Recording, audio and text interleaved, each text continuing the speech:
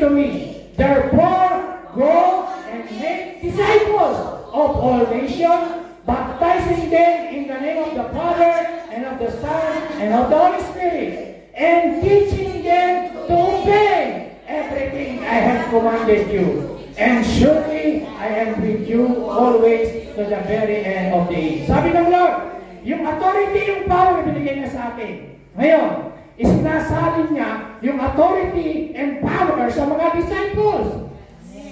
Anong utos? Go and make disciples. Sabi niyo, go and make disciples. Go and make disciples. So, napakasimple lang ng vision ng church, mga kapatid. To win souls and make disciples. Paano magagawa? Paano mangyayari? Tandaan niyo po, ang disciples hindi po born. Yan po ay made. Made, ang sabi rin, made. Gagawin mo siyang alagaan. Disciples. Tanong, tayo ba ay disciples na o believers lang?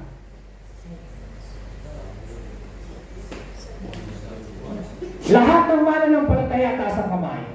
Lahat tayo. Amen? Naniniwala ba kayo kay believers? O meron pa ritong may duda na hindi siya mananampalataya? Hanggang ngayon, hindi ka pa rin sigurado kung saved ka. Hanggang ngayon, hindi mo po alam kung pag namatay, kung saan pupunta. Hanggang ngayon, wala ka assurance of salvation. Eh kapatid, kailangan mo talaga ng disciples. So, magkaiba yung believers sa disciples. Amen. Sino sa inyo ang gusto maging disciples? Taas ang kamay. Yung iba ayaw. Hanggang believers lang. Ulitin kita lang. Sino sa inyo ang gusto maging disciple? Taas. Ito. Ayan.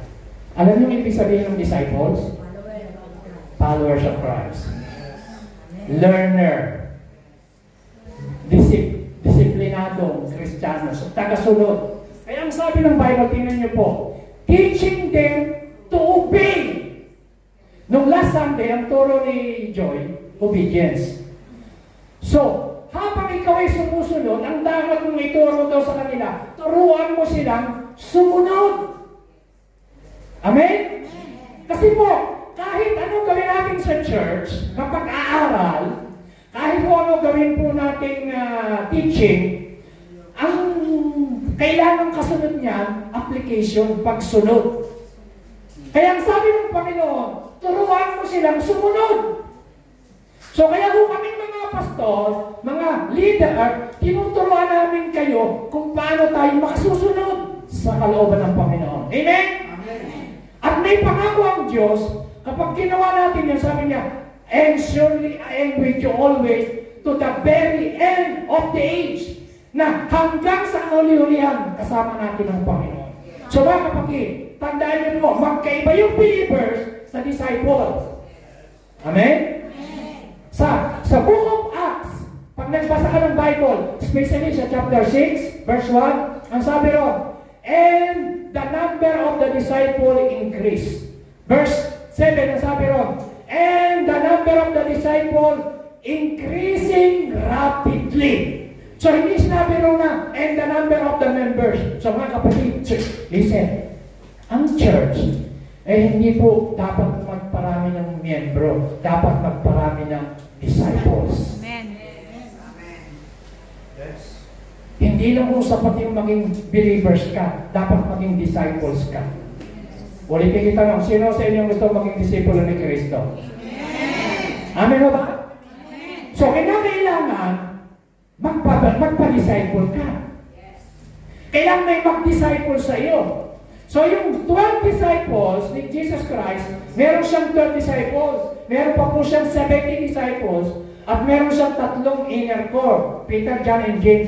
Pero makikita niyo mga kapatid, si Jesus Christ, hindi ho automatic na yung kanyang mga kasama na yon ay disciple ka agad. Galing yung sa pangingisda, galing yung sa pagiging tax collector, galing yung sa mga buhay na may nakaraan din sila. Halimbawa, tulad ni Mary Magdalene, meron po siyang nakaraan sa buhay niya. Pero naging disciple at naging supporter ni Jesus Christ. Mababasa niyo sa Bible. Siya po ang isang disipulo na taga-suporta ni Kristo, si Mary Magdalene. So mga kapatid, ang disciples, iba sa believers. So maraming Kristiyano, pumupunta sa church, believer sila. Hindi ibig sabihin, pag pumunta ka sa church, automatically, disciple ka kaagad. Amen. Hindi kapag ka pumunta ka ng McDo, automatic, ikaw ay burger king. O burger. McDonald's. Pag pumunta ka ng McDonald's, may proseso para maging burger ka. Mayroong gagawin proseso. Amen?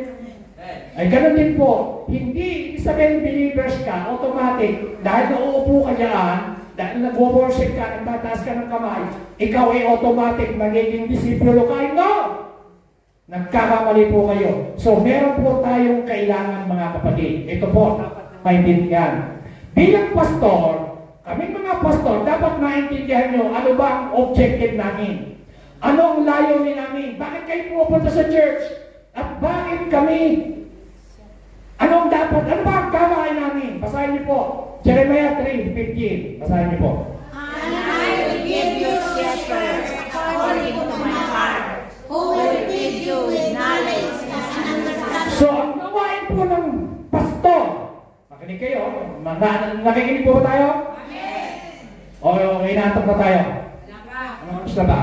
Wala pa. Ha? Okay pa ba, pastor?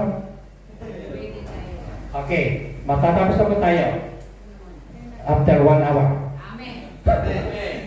Okay, sabi ng Bible, ulitin-ulit natin, baka hindi natin naintindihan. Ito ang gawain ng pastor. Amen? Amen. Tanong, sino ang nagbibigay ng pastor? Si Lord. Si Lord. Sino ang nagbigay? Lord. Sino ang nagbigay ng pastor niyo? Lord. Kaya salamat kayo kay Lord kasi meron kayong pastor. Maraming church, wala akong pastor eh. Sabi ng Bible, and I will give you. Sino yung I? Si Lord. Si Lord. Ano ang binigay? Shepherd, pastor. Ano ang kanilang trabaho? Who will feed you with knowledge and understanding? Number 1, ang gawain ng pastor, pakainin tayo. Spiritually, ng salita ng Panginoon, bigyan ka ng knowledge sa Word of God and understanding na maintindihan mo ang salita ng Diyos. Ngayon, kung pupunta ka sa church, antok-antok, tutulog-tulog, papatay-patay, lalamya-lamya, hindi tayo nagle-lecture, paano kang matututo? Huh? Hindi mo naintindihan, ang pastor, pakainin ka. Naalala niyo mga anak? Mga nanay, lahat di ba may mga anak ka, pagka yung anak mo walang ganong kumain eh. Kung minsan talaga pinipilit mong kumain. Minsan nga, ganyan mo pa, di ba? Tapos kuha ka ng kutsara. Nga! Si Isa, nung maliti ganyan eh. Pakahirap pa inumin ang gamot. Talaga namang pigil ni mami yung paa, pigil ikam. Dalawa, pakahirap. Pero yung gamot, makakatulong yun para gumaling ka at ikaw'y maging healthy. Amen? Kaya ganyan din po ang mga pastor, mga kapatid. Ang number 1, who will feed you? Sabi niyo, who will feed you? Kaya naalala niyo po, sabi ng Panginoon kay Pedro, sabi niya, Pedro, mahal mo ba ako? Yes, Lord. 3 beses. Okay. Kung mahal mo ako, feed my lamb. Pakainin mo aking mga tupa. So mga kapatid, number 1, ang gawain namin, pakainin kayo. Amen. Ano naman gawain nyo? Kumain! Kumain. Amen?